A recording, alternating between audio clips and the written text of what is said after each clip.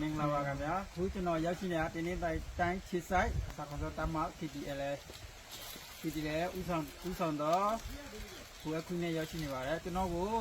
လာရောက်လူတန်းပေးတဲ့ဆန်စီဆေးစားငွေကြေးစတော့အားလုံးကိုကျွန်တော်အခုလက်ရှိစာခေါ်တော့တမရဲ့ခေါင်းဆောင်ဘိုးအခုစီအနေပြီးဖြစ်ပါတယ်နောက်လဲကျွန်တော်တို့ကိုဆက်လက်ကူညီလူတန်းပေးပါကျွန်တော်တို့ရဲဘော်လေးတွေမှာလိုအပ်တာတွေအများကြီးရှိပါတယ်ကျွန်တော်တို့ကဘာဖြစ်လို့ကူညီတောင်းခံမှုဆိုတာတချို့တွေမှာခက်ခဲတွေအများကြီးရှိတယ်နောက်ပြီးတော့ကျွန်တော်တို့အတွက်လိုအပ်တာအဓိကတော့ဆန်နဲ့စီဒါပဲဘာဖြစ်လို့ဆိုငွေကြေးဆိုတာအခုကဖွဲ့တိုင်းလို့သူ့ဟာနဲ့သူလိုအပ်တာတွေပဲလေအဲဒါကြောင့်တိတ်ပြီးတော့စကလုံးတွေအများကြီးမပြောချင်ဘူးအခုဆိုကျွန်တော်တို့တဲမဟာရဲ့ဥဆောင်ဖြစ်တဲ့ကိုအခုမှကျေးဇူးတင်စကားနဲ့ပြောပြပါလို့ဟုတ်ကဲ့ကျေးဇူးတင်ပါတယ်ဟုတ်ကဲ့အလုံးကြီးကလာပါညီကိုမောင်မမိဘတွေအကုန်လုံးနော်အခုကကိုဖွားဂျန်နီပြောတဲ့စကားတော့အမှန်ရဲ့စကားပဲအခုကကိုဖွားသူနေရောက်မှကျွန်တော်ဒီရောက်လာတော့အလေကားလာတာလည်းမဟုတ်ပါဘူးပစ္စည်းနဲ့ကြားစရာလေးနဲ့ဟိုပြည်သူလူတဲ့ကြားစရာတွေပြီးတော့သူကိုကြီးကိုတိုင်သူထိုးပေးတဲ့ကြားစရာတွေအခုကျွန်တော်ဒီကိုရောက်လာတာအမှ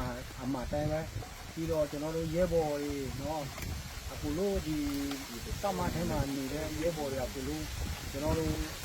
ဒီအတွက်ကျွန်တော်တို့ဘာလို့မှကိုကြီးပေးကြမှာမရှိပါဘူးနေတဲ့ကိုစီစုတွေမိဘတွေရေမွေးကျွန်တော်တို့နေရတာစားရေးကောက်ရေးရလဲပြည်တော့အခုကျွန်တော်တို့ပြောရတယ်နော်ဘာဖြစ်လဲဆိုရင်ကျွန်တော်တို့ဟိုမှာမိဘတွေဒီထိုင်းနိုင်ငံလာလောက်ကြတဲ့မိဘတွေနော်ညီကိုမော်မတွေအခုလို့စီပြည်တာလည်းမဟုတ်ပါဘူးတယောက်နဲ့တယောက်အခက်ခဲရှိတယ်ကျွန်တော်တို့သိတယ်အခုချိန်မှာလည်းအရေးတို့ကလည်းမတူပါဘူးကျွန်တော်တို့သိတယ်ဒါပေမဲ့နိုင်သလောက်ဒီလိုတွေပူညီထောက်ပနေပြီအခုဒီထက်ပူပြီး